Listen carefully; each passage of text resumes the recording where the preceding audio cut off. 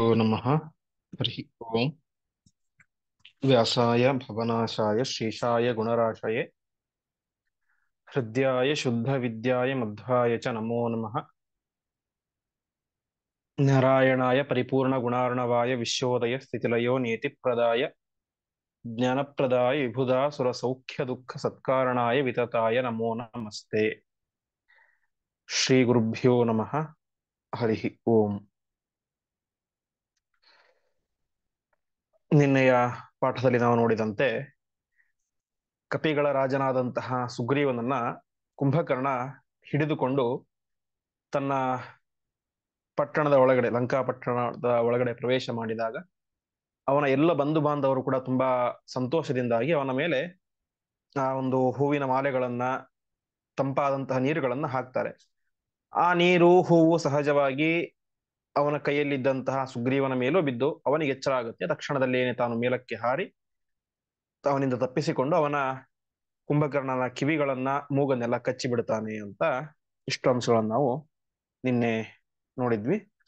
ಇಂದಿನಿಂದ 117ನೇ ಶ್ಲೋಕದಿಂದ ಪ್ರಾರಂಭ ಆಗುತ್ತೆ. ತಲೇನ ಚೈನಂ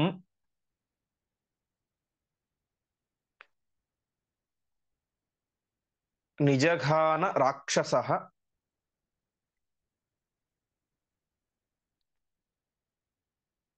ಪಿಪೇಶ ಭೂಮೌ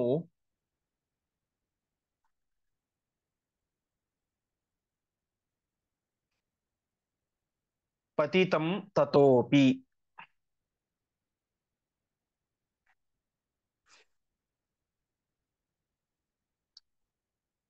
ಸಮುದ್ಗತೋಸೌ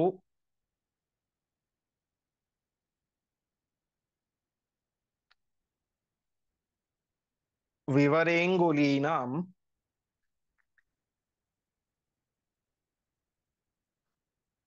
ಜಘಾನ ಶೂಲೇನ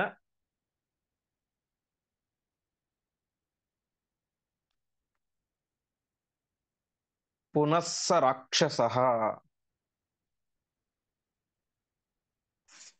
ಪದಚ್ಛೇದ. ತಲೇನ ಚ ಏನಂ ನಿಜಘಾನ ರಾಕ್ಷಸಃ ಪಿಪೇಶ ಭೂಮೌ ಪತಿತಂ ತತಃ ಅಪಿ ಸಮುದ್ಗತಃ ಅಸೌ ವಿವರೆ ಅಂಗುಲೀನಾಂ ಜಘಾನ ಶೂಲೇನ ಪುನಃ ಸಹ ರಾಕ್ಷಸಃ. ಕುಂಭಕರ್ಣ ತುಂಬಾ ಸಿಟ್ಟು ಬಂತು. ತಕ್ಷಣ ಅವನೇನ್ ಮಾಡಿದ, ತಾನು ಕುಂಭಕರ್ಣಂ ತಲೇನ ನಿಜಗಾನ,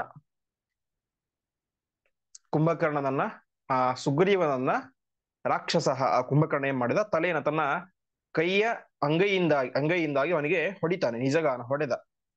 ಆವಾಗ ಭೂಮೋ ಪತಿತಂ, ಅವನು ಭೂಮಿಯ ಮೇಲೆ ಬಿದ್ದ, ಮೇಲಕ್ಕೆ ಹಾರಿದ್ದ, ಅವನಿಗೆ ಹೊಡೆದ. ಆವಾಗ ಸುಗ್ರೀವ ಸಹಜವಾಗಿ ಭೂಮಿಯ ಮೇಲೆ ಬಿದ್ದ.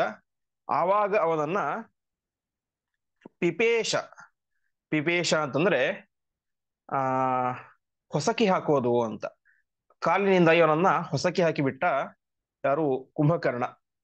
ಆ ಸಂದರ್ಭದಲ್ಲಿ ಏನಾಯ್ತು, ಅಂಗುಲೀನಾಂ ವಿವರೇ ಸಮುದ್ಗತಃ, ಕಾಲಿಂದ ಹೊಸಕಾಗ್ತಾ ಇದ್ದಾನೆ.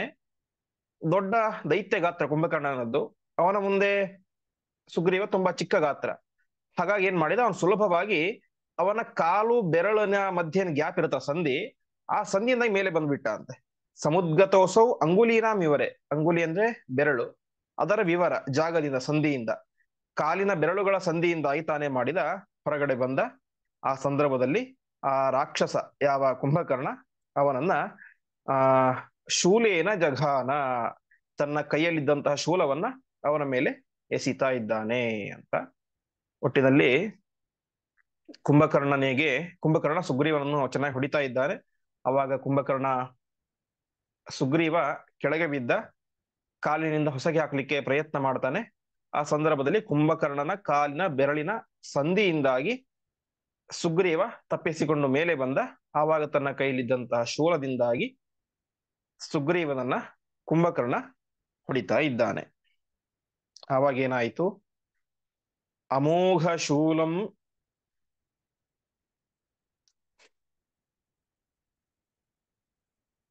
ಪ್ರಪತಂತಮೀಕ್ಷ್ಯ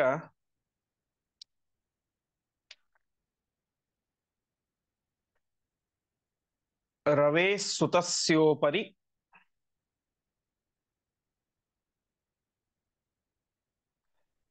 ಮಾರುತಾತ್ಮಜಃ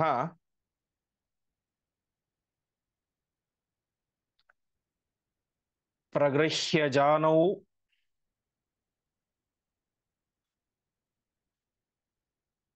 ಪ್ರಣಿಧಾಯ ಶೀಘ್ರಂ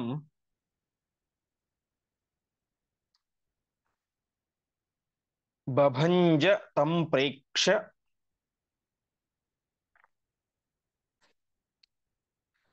ನನಾದ ಚೋಚ್ಚೈಃ.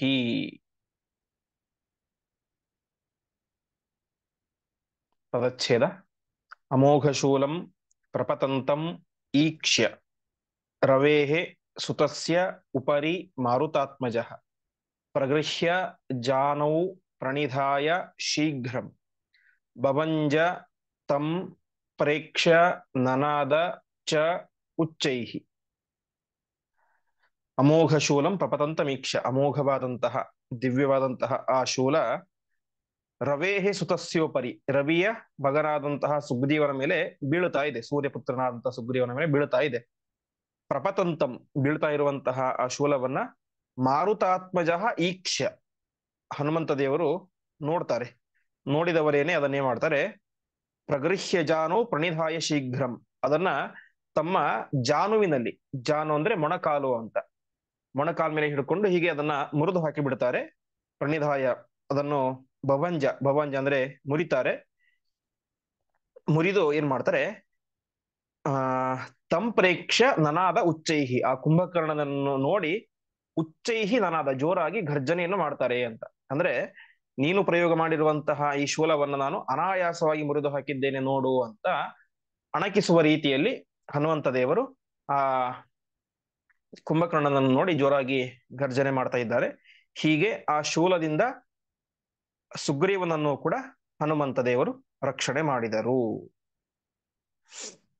ಮುಂದಿನ ಶ್ಲೋಕ. ಅಥೈನಮಾವೃತ್ಯ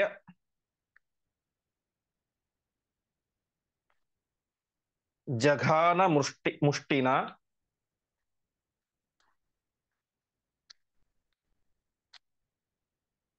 ಸರಾಕ್ಷಸೋ ವಾಯುಸುತಂ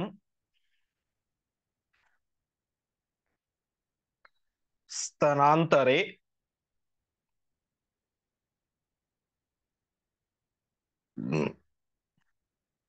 ಜಗರ್ಜ ತೇನಾಭಿಹತೋ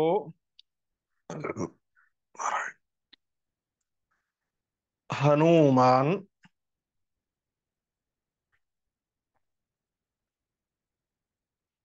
ಅಚಿಂತಯನ್ಸ್ತತ್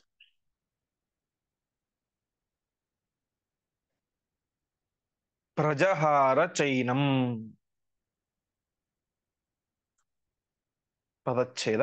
ಅಥ ಏನಂ ಆವೃತ್ಯ ಜಘಾನ ಮುಷ್ಟಿನ ಸಹ ರಾಕ್ಷಸಃ ವಾಯುಸುತಂ ಸ್ತನಾಂತರೆ ಜಗರ್ಜ ತೇನ ಅಭಿಹತಃ ಹನುಮಾನ್ ಅಚಿಂತಯತ್ ತತ್ ಪ್ರಜಹಾರ ಚ ಏನಂ. ಕುಂಭಕರ್ಣನಿಗೆ ತನ್ನ ಶೂಲ ಮುರಿದದಕ್ಕೆ ಸಿಟ್ಟು ಬಂತು. ಅವನೇನ್ ಮಾಡಿದ, ಕುಂಭಕರ್ಣ ಮುಷ್ಟಿನ ವಾಯುಸುತಂ ಸ್ತನಾಂತರೇ ಜಘಾನ, ತಾನು ಒಂದು ಮುಷ್ಟಿಯನ್ನ ಆವೃತ್ಯ ಚೆನ್ನಾಗಿ ತಿರುಗಿಸಿದ. ಹೀಗೆ ಮುಷ್ಟಿಯನ್ನು ತಿರುಗಿಸಿ ವಾಯುಸುತಂ ಹನುಮಂತ ದೇವರ ಸ್ತನಾಂತರೆ ಎದೆಗೆ ಜೋರಾಗಿ ಹೊಡಿತಾ ಇದ್ದಾನೆ ಕುಂಭಕರ್ಣನ್. ಕುಂಭಕರ್ಣ ಹನುಮಂತ ದೇವರ ಎದೆಗೆ ಹೊಡೆದ. ಅಷ್ಟು ಮಾತ್ರ ಅಲ್ಲ, ಜಗರ್ಜ, ಚೆನ್ನಾಗಿ ಗರ್ಜನೆ ಮಾಡಿದ ಅಂತೆ. ಅಂದ್ರೆ ಹನುಮಂತ ದೇವ ಗರ್ಜನೆ ಮಾಡಿದ್ರಲ್ಲ, ನೋಡು ನಿನ್ನನ್ನು ನಾನು ಹೊಡೆದಿದ್ದೇನೆ ಅಂತ ಪ್ರತಿಯಾಗಿ ಕುಂಭಕರ್ಣನು ಕೂಡ ಗರ್ಜನೆ ಮಾಡ್ತಾ ಇದ್ದಾನೆ. ಆವಾಗ ತೇನ ಅಭಿಹತಃ, ಆ ಕುಂಭಕರ್ಣನಿಂದ ಹೊಡೆಸಿಕೊಳ್ಳಲ್ಪಟ್ಟಂತಹ ಹನುಮಂತ ದೇವರು ಅಚಿಂತಯತ್, ಅವರಿಗೆ ಅದು ಯಾವ್ದು ಲೆಕ್ಕವೇ ಇಲ್ಲ. ಹನುಮಂತ ದೇವರ ಮುಂದೆ ಕುಂಭಕರ್ಣ ಒಂದು ಸಣ್ಣ ಹುಳು ಇದ್ದಂತೆ. ಆ ಕುಂಭಕರ್ಣ ತನ್ನ ಎಲ್ಲ ಶಕ್ತಿಯನ್ನು ಪ್ರಯೋಗ ಮಾಡಿ ಹೊಡೆದರೂ ಕೂಡ ಹನುಮಂತ ದೇವರಿಗೆ ಏನೂ ಆಗೋದಿಲ್ಲ. ಹಾಗಾಗಿ ಹನುಮಂತ ದೇವರು ಅದನ್ನು ಅಚಿಂತಯನ್, ಅದರ ಲೆಕ್ಕಕ್ಕೇನೆ ತಗೊಳ್ಳೋದೇನೆ ಅವರೇನ್ ಮಾಡಿದ್ರು, ಪ್ರಜಹಾರ ಚೈನಂ, ತಾವು ಮತ್ತೆ ಪ್ರತಿಯಾಗಿ ಕುಂಭಕರ್ಣನನ್ನ ಜೋರಾಗಿ ಹೊಡೆದರು. ಹೀಗೆ ಕುಂಭಕರ್ಣ ಹನುಮಂತ ದೇವರು ಎದೆಗೆ ಹೊಡೆದ. ಹನುಮಂತ ದೇವರು ಮತ್ತೆ ಪ್ರತಿಯಾಗಿ ಕುಂಭಕರ್ಣನಿಗೆ ಹೊಡೆದರು. ಆವಾಗ ಏನಾಯ್ತು? ತಲೇನ ವಕ್ಷಸಿ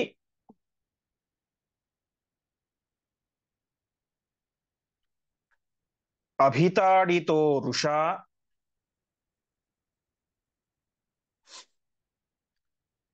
ಹನುಮತ ಮೋಹಂ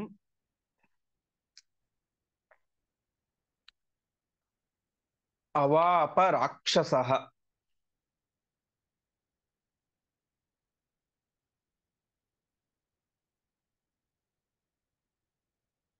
ಪುನಶ್ಚ ಸಂಜ್ಞಾಂ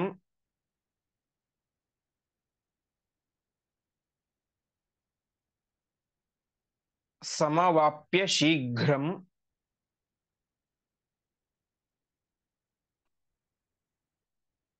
ಯಯೌ ಸ ಯತ್ರೈವ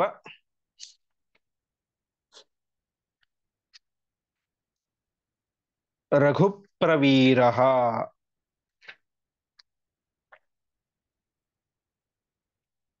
ಪದಚ್ಛೇದ. ತಲೇನ ವಕ್ಷಸಿ ಅಭಿತಾಡಿತಃ ವೃಷಾ ಹನೂಮತ ಮೋಹಂ ಅವಾಪ ರಾಕ್ಷಸಃ. ಪುನಃ ಚ ಸಂಜ್ಞಾಂ ಸಮವಾಪ್ಯ ಶೀಘ್ರಂ ಯಯೌ ಸಹ ಯತ್ರ ಏವ ರಘುಪ್ರವೀರಃ. ಹನುಮಂತ ದೇವರು ವೃಷ ತುಂಬಾ ಕೋಪದಿಂದಾಗಿ ಏನ್ ಮಾಡಿದರು? ವಕ್ಷಸಿ ಅಭಿತಾಡಿತಃ ತಲೇನ, ತಮ್ಮ ಅಂಗೈಯಿಂದಾಗಿ ಅವನ ರಾಕ್ಷಸನ ವಕ್ಷಸಿ ವಕ್ಷಸ್ಥಳದಲ್ಲಿ ಎದೆಗೆ ಅಭಿತಾಡಿತಃ ಚೆನ್ನಾಗಿ ಹೊಡಿತಾ ಇದ್ದಾನೆ. ಆವಾಗೇನಾಯಿತು?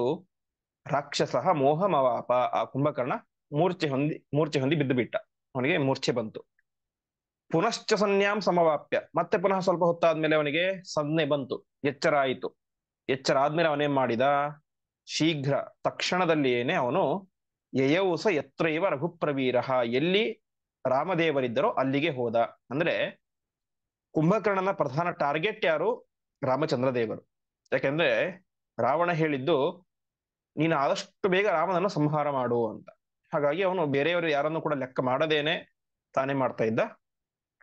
ಪ್ರಧಾನ ಟಾರ್ಗೆಟ್ ಆಗಿ ರಾಮದೇವರನ್ನ ಇಟ್ಕೊಂಡಿದ್ದ. ಹೀಗೆ ನೇರವಾಗಿ ಯತ್ರ ಇವ ರಘುಪ್ರವೀರ, ಎಲ್ಲಿ ರಾಮದೇವರಿದ್ದರೋ ಅಲ್ಲಿಗೆ ಹೋದ. ಅರ್ಥಾತ್ ರಾಮದೇವರ ಕಡೆ ಯುದ್ಧ ಮಾಡ್ಲಿಕ್ಕೆ ಅಂತ ಹೋಗ್ತಾ ಇದ್ದಾನೆ. ಮುಂದೆ ವಿಚಿಂತಯಾಮಾಸ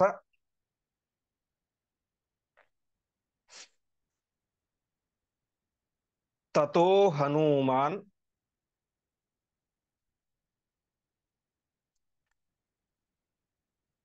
ಮಯೈವ ಹಂತುಂ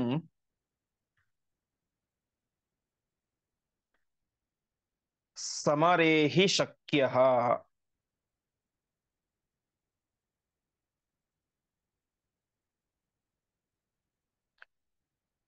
ಅಸೌ ತಥಾಪ್ಯೇನಂ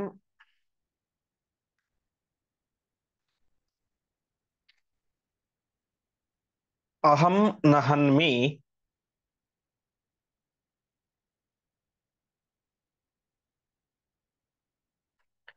ಯಶೋ ಹಿ ರಾಮಸ್ಯ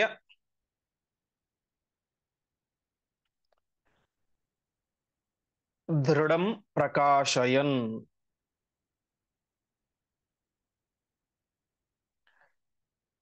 ಅನನ್ಯವಧ್ಯಂ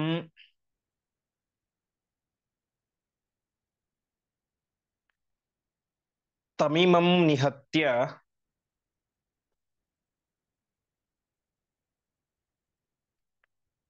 ಸ್ವಯಂ ಸ ರಾಮೋ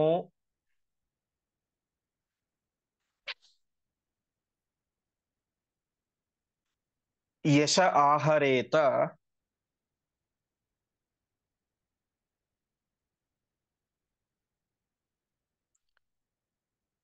ದತ್ತೋ ವರೋ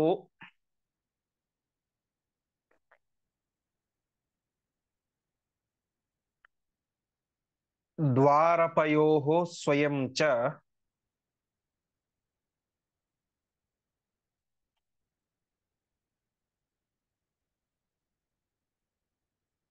ಜನಾರ್ದನೇನೈವ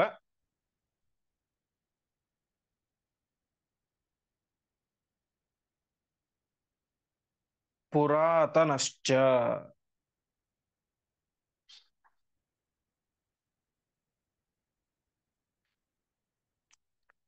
ಪದಚ್ಛೇದ.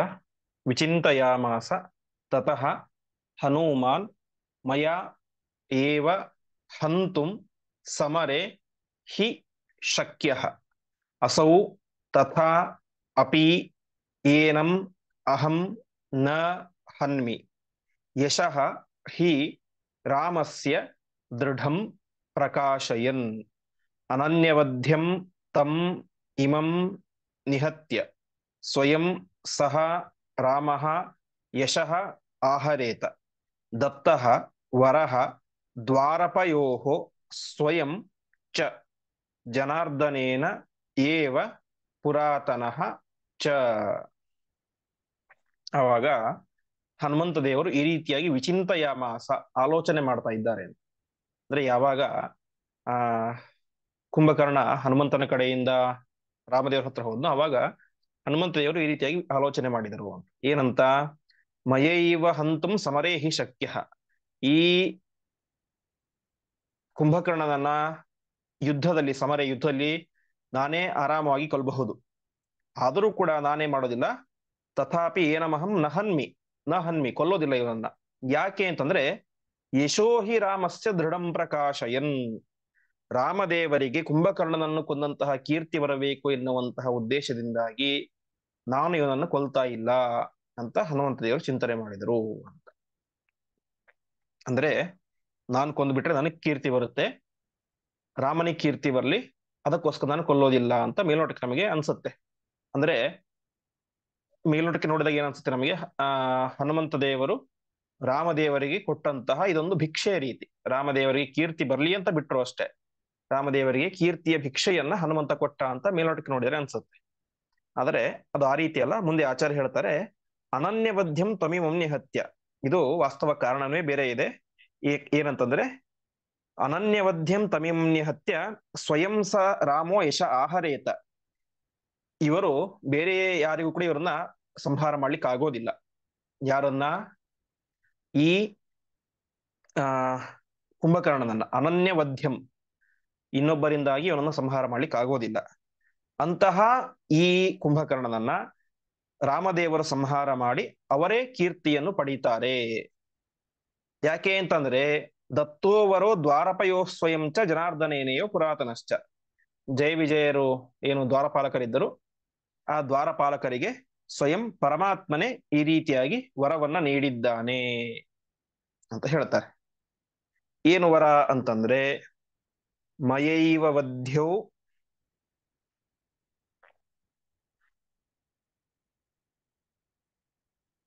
ಭವತಂ ತ್ರಿಜನ್ಮಸು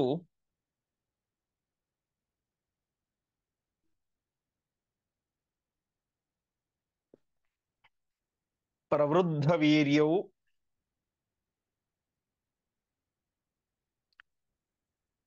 ಇತಿ ಕೇಶವೇನ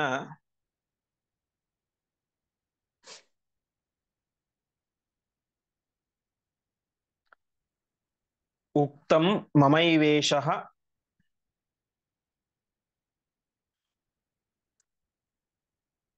ಯದಪ್ಯನುಗ್ರಹಂ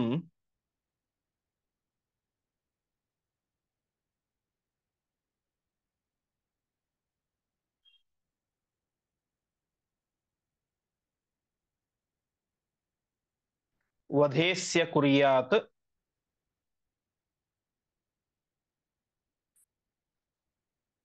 ನತು ಮೇ ಸಧರ್ಮಃ.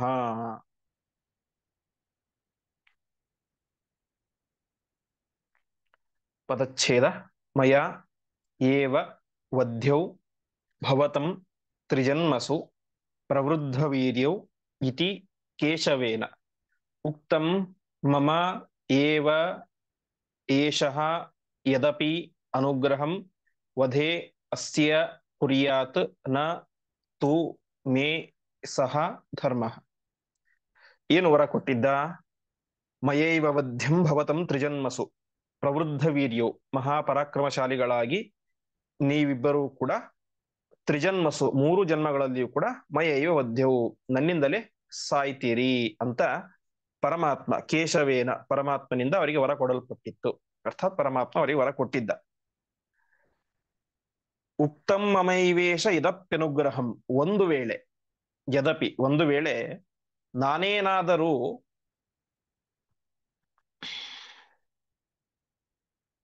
ಕುಂಭಕರ್ಣನ ಸಂಹಾರ ಮಾಡಿದರೆ, ಕುಂಭಕರ್ಣನನ್ನು ಸಂಹಾರ ಮಾಡುವಂತ ಶಕ್ತಿ ನನಗಿದೆ, ಸಾಮರ್ಥ್ಯ ನನಗಿದೆ. ಒಂದು ವೇಳೆ ನಾನೇನಾದರೂ ಇವನನ್ನು ಸಂಹಾರ ಮಾಡಿದರೆ ನನ್ನಿಂದಲೇ ಸಾಯ್ಬೇಕು, ಅರ್ಥಾತ್ ರಾಮನಿಂದಲೇ ಸಾಯ್ಬೇಕು ಅಂತ ವರ ಇದೆ. ಅಷ್ಟಿದ್ದರೂ ನಾನು ಒಂದು ವೇಳೆ ಸಂಹಾರ ಮಾಡಿದರೂ ಕೂಡ ಪರಮಾತ್ಮ ಏನ್ ಮಾಡೋದಿಲ್ಲ, ನನಗೆ ಶಾಪ ಕೊಡೋದಿಲ್ಲ, ಕೋಪ ಮಾಡೋದಿಲ್ಲ, ಹೊರತು ನನಗೆ ಅನುಗ್ರಹವನ್ನೇ ಮಾಡ್ತಾನೆ. ಯದಪ್ಯನುಗ್ರಹಂ, ಯಾಕೆಂದ್ರೆ ನಾನು ಪರಮಾತ್ಮನ ಎಷ್ಟು ಪ್ರೀತಿಪಾತ್ರನಾದಂತಹ ವ್ಯಕ್ತಿ. ಆದರೆ ಆ ರೀತಿಯಾಗಿ ಮಾಡುವುದು ನನ್ನ ಧರ್ಮ ಅಲ್ಲ ಅಂತ. ಅಂದ್ರೆ ಪರಮಾತ್ಮನ ವರವನ್ನ ಮೀರುವುದು ನನ್ನ ಧರ್ಮ ಅಲ್ಲ. ವಧೇಸ್ಯ ಕುರ್ಯ ನತು ಮೇ ಸ ಧರ್ಮ. ಹಾಗಾಗಿ ನಾನು ಇವನನ್ನು ಸಂಹಾರ ಮಾಡೋದಿಲ್ಲ ಎಂಬುದಾಗಿ ತಿಳಿಸ್ತಾ ಇದ್ದಾನೆ. ಒಟ್ಟಿನಲ್ಲಿ ತಾತ್ಪರ್ಯ ಇಷ್ಟು, ಹನುಮಂತ ಸುಮ್ಮನೆ ಈ ರೀತಿ ಚಿಂತನೆ ಮಾಡ್ತಾರೆ ಅಷ್ಟೇ, ನಾನೇ ಸಾಯಿಸಬಹುದು, ಆದ್ರೆ ರಾಮದೇವರಿಗೆ ಕೀರ್ತಿ ಬರಲಿ ಅಂತ. ಹಾಗಾದ್ರೆ ರಾಮದೇವರಿಗೆ ಕೀರ್ತಿ ಬರಲಿ ಅಂತಂದ್ರೆ ಅದೇನು ಹನುಮಂತ ದೇವರು ಕೊಟ್ಟಂತ ಭಿಕ್ಷೆನಾ?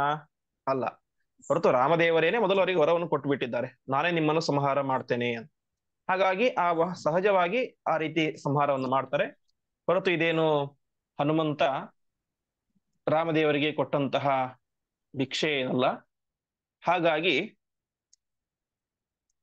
ಅನನ್ಯವಧ್ಯಂ ತಮೀಮಂ ನಿಹತ್ಯ ಅಂತ ಆ ರೀತಿಯಾಗಿ ವರವೇ ಇದೆ. ಹಾಗಾಗಿ ರಾಮದೇವರಿಗೇನೆ ಈ ಕೀರ್ತಿ ಸಲ್ಲಬೇಕು.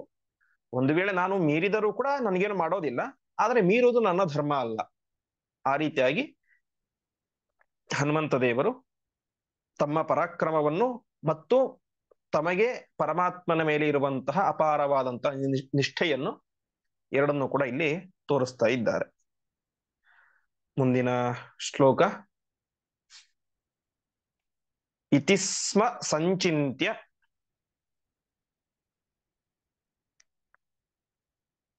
ಕಪೀಶಯುಕ್ತೋ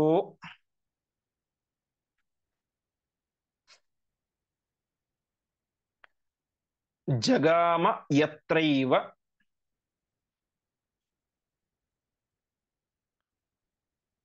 ಕಪಿಪ್ರವೀರಾಃ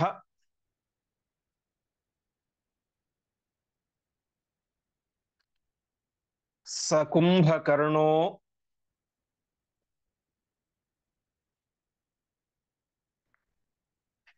ಅಖಿಲ ವಾನರಾಂಸ್ತು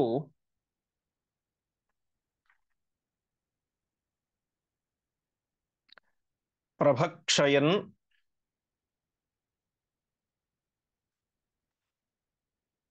ರಾಮಮುಪಾಜಗಾಮ.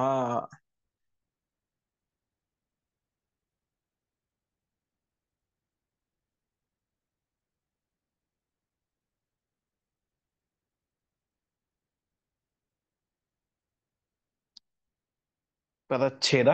ಇತಿ ಸ್ಮ ಸಂಚಿಂತ್ಯ ಕಪೀಶಯುಕ್ತಃ ಜಗಾಮ ಯತ್ರ ಏವ ಕಪಿಪ್ರವೀರಃ ಸಹ ಕುಂಭಕರ್ಣಃ ಅಖಿಲ ವಾನರಾನ್ ತು ಪ್ರಭಕ್ಷಯನ್ ರಾಮಂ ಉಪಾಜಗಾಮ.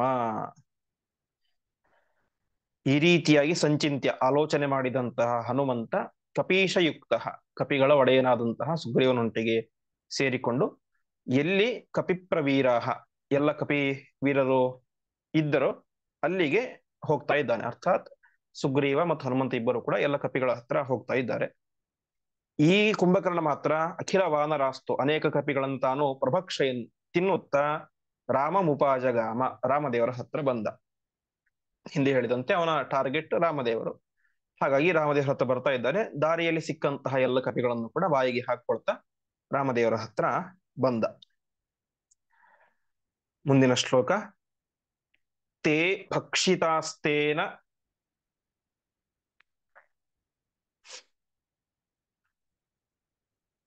ಕಪಿಪ್ರವೀರಾಃ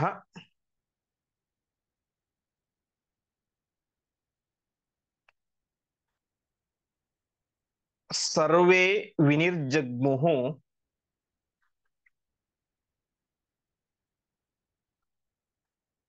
ಅಮುಷ್ಯ ದೇಹಾತ್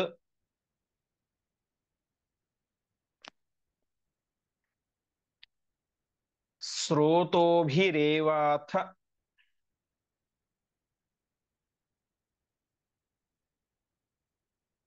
ಚ ರೋಮಕೂಪೈಃ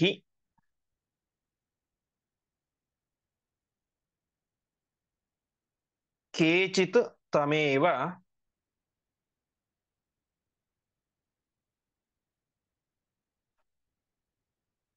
ಆರುರುಹುರ್ ಯಥಾ ಗಿರಿಂ.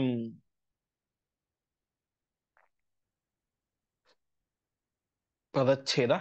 ತೇ ಭಕ್ಷಿತಾಃ ತೇನ ಕಪಿಪ್ರವೀರಾಃ ಸರ್ವೇ ವಿನಿರ್ಜಗ್ಮುಃ ಅಮುಷ್ಯ ದೇಹಾತ್ ಸ್ರೋತೋಭಿಃ ಏವ ಅಥ ಚ ರೋಮಕೂಪೈಃ ಕೇಚಿತ್ ತಂ ಏವ ಆರುರುಹುಃ ಯಥಾ ಗಿರಿಂ. ಕುಂಭಕರ್ಣ ಅನೇಕ ಕಪಿಗಳನ್ನು ನುಂಗಿಬಿಟ್ಟಿದ್ದಾನೆ. ತೇ ಭಕ್ಷಿತಾಸ್ತೇನ ಕಪಿಪ್ರವೀರ, ಅವನ ಬಾಯಿಲಿದ್ದಂತಹ ಎಲ್ಲ ಕಪಿವೀರರು ಕೂಡ ಹೊರಗಡೆ ಬಂದ್ಬಿಟ್ರು ಅಂತೆ. ಅವನ ದೇಹದಿಂದ ಹೊರಗಡೆ ಬಂದ್ರು. ಹೇಗ್ ಬಂದ್ರು? ವಿನಿರ್ಜಗ್ಮುಹು ಅಮುಷ್ಯ ದೇಹ, ಇವನ ದೇಹದಿಂದಾಗಿ ವಿನಿರ್ಜಗ್ಮುಹು ಹೊರಗಡೆ ಬಂದ್ರು. ಹೇಗೆ ಅಂದ್ರೆ ಸ್ರೋತೋಭಿರೇವ. ಸ್ರೋತ ಅಂತಂದ್ರೆ ದ್ವಾರಗಳು, ದೇಹಕ್ಕೆ ನವದ್ವಾರಗಳು, 9 ದ್ವಾರಗಳು. ಆ 9 ದ್ವಾರಗಳಿಂದಲೂ ಕೂಡ ಕಪಿಗಳು ಹೊರಗಡೆ ಬರ್ತಾ ಇದ್ದಾರೆ ಅಂತ. ಅಷ್ಟು ಮಾತ್ರ ಅಲ್ಲ, ರೋಮ ಕೂಪೈಹಿ, ಕೂದಲಿನ ಜಾಗದಲ್ಲಿ ಸಣ್ಣ ದ್ವಾರ ಇರುತ್ತೆ. ನಮಗೆಲ್ಲ ಬೆವರು ಬರುತ್ತೆ, ಬೆವರು ಬರೋದು ಆ ಕೂದಲಿನ ಸಂಧಿಯಿಂದ. ಅಂತಹ ಸಂಧಿಯಿಂದ ಅನೇಕ ಕಪಿಗಳು ಹೊರಗಡೆ ಬಂದ್ರು ಅಂತ. ಅಂದ್ರೆ ಅವನ ಗಾತ್ರ ಎಷ್ಟಿತ್ತು ಅಂತ ನಾವು ಚಿಂತನೆ ಮಾಡಬೇಕು. ಕುಂಭಕರ್ಣನ ಗಾತ್ರ ಅಷ್ಟು ಮಹಾಗಾತ್ರ, ದೈತ್ಯ ಗಾತ್ರದ ವ್ಯಕ್ತಿ. ಅವನ 9 ಇಂದ್ರಿಯಗಳಿಂದ, ರೋಮಕೂಪಗಳಿಂದಾಗಿ ಎಲ್ಲ ಕಪಿವೀರರು ಕೂಡ ಹೊರಗಡೆ ಬರ್ತಾ ಇದ್ದಾರೆ. ಹೊರಗಡೆ ಬಂದವರು ಏನ್ ಮಾಡಿದ್ರು? ಕೇಚಿತ್ ತಮೇವ, ಕೆಲವರು ಯಥಾಗಿರಿಂ ತಥಾ ಆರುರುಹು, ಪರ್ವತವನ್ನು ಹತ್ತುವಂತೆ ಅವನ ದೇಹವನ್ನ ಆರುರುಹು ಏರ್ತಾ ಇದ್ದಾರೆ ಅಂತಂದ್ರೆ ಅವನ ದೇಹದ ಮೇಲೆ ಏರಿ ಅವನಿಗೆ ಏನಾದರೂ ತೊಂದರೆ ಮಾಡಬೇಕು ಅಂತ ಪ್ರಯತ್ನ ಮಾಡ್ತಾ ಇದ್ದಾರೆ. ಹೀಗೆ ಕಪಿವೀರರೆಲ್ಲರೂ ಕೂಡ ಅವನ ದೇಹದಿಂದಾಗಿ ಹೊರಗಡೆ ಬಂದ್ರು. ಮುಂದೆ ಸತಾನ್ ವಿಧೂಯಾಶು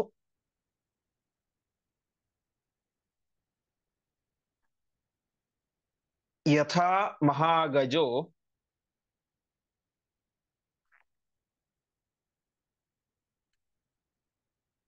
ಜಗಾಮ ರಾಮಂ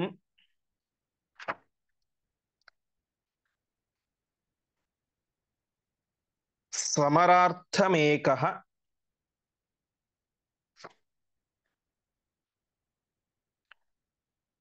ಪ್ರಭಕ್ಷಯನ್ ಸ್ವಾನ್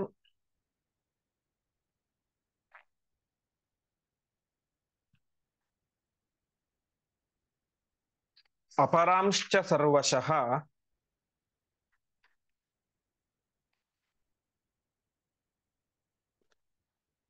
ಮತ್ತಃ ಸಮಾಘ್ರಾಯ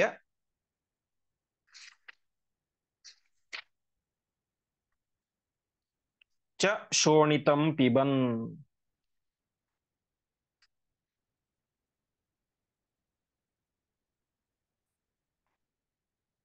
ಪದಚ್ಛೇದ. ಸಹ ತಾನ್ ವಿಧೂಯ ಆಶು ಯಥಾ ಮಹಾಗಜಃ ಜಗಾಮ ರಾಮಂ ಸಮರಾರ್ಥಂ ಏಕಃ ಪ್ರಭಕ್ಷಯನ್ ಸ್ವಾನ್ ಅಪರಾನ್ ಚ ಸರ್ವಶಃ ಮತ್ತಃ ಸಮಾಘ್ರಾಯ ಚ ಶೋಣಿತಂ ಪಿಬನ್.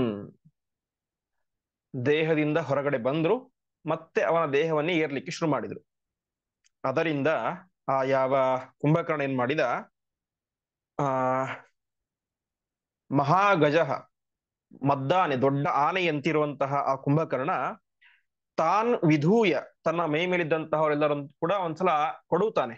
ಅರ್ಥಾತ್ ಅವನು ಎಲ್ಲರನ್ನು ಕೂಡ ಕೆಳಗಡೆ ಹಾಕಿ ಬಿಡ್ತಾನೆ. ಕೊಡವಿದಾಗ ತಾನೇ ಮಾಡಿದ ಜಗಾಮ ರಾಮಂ ಸಮರಾರ್ಥಮೇಕಃ, ರಾಮದೇವರ ಹತ್ತಿರ ಯುದ್ಧ ಮಾಡ್ಲಿಕ್ಕೆ ಅಂತ ಏಕಃ ಜಗಮ, ಒಬ್ಬನೇ ಹೋಗ್ತಾ ಇದ್ದಾನೆ. ಆ ಸಂದರ್ಭದಲ್ಲಿ ದಾರಿಯಲ್ಲಿ ಮತ್ತೆ ಅನೇಕ ಜನ ಸಿಗ್ತಾರೆ. ಪ್ರಭಕ್ಷಯನ್ ಸ್ವಾನ್ ಅಪರಾಂಶ ಸರ್ವಶಃ, ಅವನಿಗೆ ಮತ್ತೇರಿ ಬಿಟ್ಟಿತ್ತು. ಒಂದು ಬಲದ ಮದ, ಇನ್ನೊಂದು ಮದ್ಯಪಾನ ಮಾಡಿದ್ದಾನೆ, ಅದರ ಮದ. ಹೀಗೆ ಎಲ್ಲ ಮದಗಳು ಸೇರಿ ಅವನೇನ್ ಮಾಡಿದ, ತಾನು ಯಾರನ್ನು ಬಾಯಿಲ್ ಹಾಕೊಳ್ತಾ ಇದ್ದೀನಿ ಎಚ್ಚರವೇ ಇಲ್ಲ. ಸ್ವಾನ್ ಅಪರಾಂಶ್ಚ, ಕಪಿಗಳನ್ನು ಹಾಕೊಳ್ತಾ ಇದ್ದಾನೆ, ಈ ಕಡೆ ತನ್ನವರನ್ನು ರಾಕ್ಷಸರನ್ನು ಬಾಯಿಲ್ ಹಾಕೊಳ್ತಾ ಇದ್ದಾನೆ. ಸ್ವಾನ್ ಅಪರಾಂಶ ಸರ್ವಶಃ ಮತ್ತ ಸಮಗ್ರಾಯಿಚ ಶೋಣಿತಂ ಪಿಬನ್ ಅಂತ, ಇಲ್ಲ ತನ್ನವರನ್ನ ಬೇರೆಯವರನ್ನ ಎಲ್ಲರನ್ನು ಕೂಡ ಬಾಯಿಲ್ ಹಾಕೊಳ್ತಾ ಇದ್ದಾನೆ, ಮತ್ತು ಶೋಣಿತ ರಕ್ತವನ್ನು ಕುಡಿತಾ ತಾನೇ ಮಾಡ್ತಾ ಇದ್ದಾನೆ. ರಾಮನ ಹತ್ರ ಬರ್ತಾ ಇದ್ದಾನೆ, ಹೇಗಾದರೂ ಮಾಡಿ ರಾಮದೇವರನ್ನ ಸಂಹಾರ ಮಾಡಬೇಕು ಅಂತ ಅವ್ರ ಹತ್ತಿರ ಬರ್ತಾ ಇದ್ದಾನೆ. ಮುಂದೆ ಮತ್ತೆ ರಾಮದೇವರ ಅವನ ಯುದ್ಧ ಯಾವ ರೀತಿ ಆಯಿತು, ರಾಮದೇವರು ಅವರನ್ನು ಸಂಹಾರ ಮಾಡಿ ಸಮುದ್ರದಲ್ಲಿ ಹಾಕ್ತಾರೆ. ಆ ಉಳಿದೆಲ್ಲ ವಿಚಾರಗಳನ್ನ ಮತ್ತೆ ನಾಳೆ ಪಾಠದಲ್ಲಿ ನೋಡೋಣ ಎಂಬುದಾಗಿ ಹೇಳ್ತಾ ಇಂದಿನ ಪಾಠವನ್ನ ಶ್ರೀಕೃಷ್ಣ